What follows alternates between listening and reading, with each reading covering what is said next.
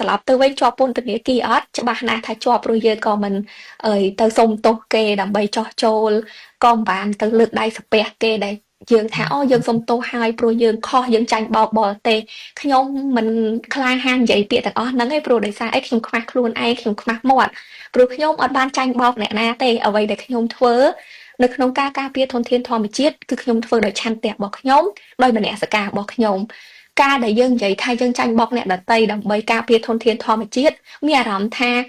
ខ្លួនឯងវាអន់សម្បើមណាតើតែគេបោកឲ្យមកការពារធនធានធម្មជាតិបានព្រមធ្វើបើគ្មានអ្នកណាបោកប្រហែលជាគ្មានឆន្ទៈនៅក្នុងការធ្វើទេមើលទៅវាបែបអញ្ចឹងជាហេតុដែលខ្ញុំគិតថាខ្ញុំមិនអាចលើកដៃសុំទោសគេបានដោយសារតែខ្ញុំមិនបានធ្វើអីខុសទី1ទី2ខ្ញុំមិនអាចលើកដៃសុំទោសអ្នកដែលធ្លាប់ចាប់ខ្ញុំដាក់ពន្ធនាគារអ្នកដែលធ្លាប់គំរាមកំហែងគ្រួសារខ្ញុំក៏ដូចជាមិត្តរួមក្រុមរបស់ខ្ញុំអ្នកដែលចាប់គ្នាខ្ញុំដាក់ពន្ធនាគារយ៉ាងហិង្សាហើយនឹងរំលោភបំពានទៅលើរាងកាយរបស់សកម្មជនស្ត្រីដែលជាមិត្តរួមក្រុមរបស់ខ្ញុំមិនត្រឹមតែជាមិត្តទេពួកគាត់ជាគ្រួសាររបស់ខ្ញុំលើកដៃធ្វើអញ្ចឹងអត់រួចចឹងជាហេតុដែលខ្ញុំគិតថាថ្ងៃណាមួយខ្ញុំនៅមានសង្ឃឹមដរាបណាខ្ញុំនៅតែបន្តធ្វើការងារដរាបណាខ្ញុំនៅតែប្រើប្រាស់សិទ្ធិរបស់ខ្ញុំដរាបនោះខ្ញុំនៅតែមានសង្ឃឹមតែបើសិនជាខ្ញុំព្រមឈប់ហើយខ្ញុំលែងប្រើប្រាស់សិទ្ធិរបស់ខ្ញុំទទួលស្គាល់ខ្ញុំអាចមានសេរីភាពតែខ្ញុំទេប៉ុន្តែសេរីភាពនោះគ្រាន់តែជាសេរីភាពคล้ายៗដែលត្រូវបានគេគំរាមកំហែងដែលត្រូវបានគេតាមដានដែលត្រូវបានគេមិនអោយនិយាយស្ដីវាក៏មិនខុសពីការជាប់គុក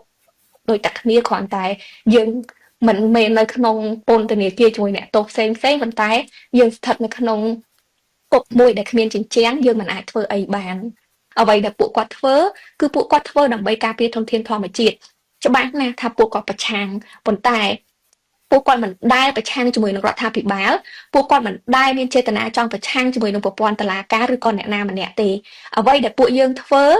គឺពួកយើងប្រឆាំងជាមួយនឹងអំពើពុករលួយពួកយើងប្រឆាំងជាមួយនឹងអ្នកដែលបំផ្លាញធនធានធម្មជាតិពួកយើងប្រឆាំងជាមួយនឹងអ្នកដែលរំលោភបំពានសិទ្ធិមនុស្សបើសិនជារដ្ឋាភិបាលក៏ដូចជាតុលាការពិតជាស្អាតស្អំពិតមែនហើយខ្លួនឯងមិនបានចូលរួមបំផ្លាញធនធានធម្មជាតិមិនបានចូលរួមប្រព្រឹត្តអំពើពុករលួយនិងមិនបានបំពានឬក៏រំលោភបំពានទៅលើប្រជាពលរដ្ឋនោះទេរ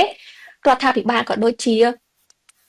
តុលាការគួរតែដោះលែងពួកគាត់ត្រឡប់មកវិញដើម្បីបង្ហាញពីភាពស្អាតស្អំរបស់ខ្លួនឯងថាខ្លួនឯងពិតជាមិនបានចូលរួមទេហើយងាកមកសហការជាមួយនឹងចលនាមេដាធម្មជាតិក៏ដូចជាប្រជាពលរដ្ឋខ្មែរដើម្បីដោះស្រាយបញ្ហាដែលកើតមាននៅក្នុងប្រទេសកម្ពុជាខ្ញុំគិតថាវាជារឿងដែលត្រឹមត្រូវហើយ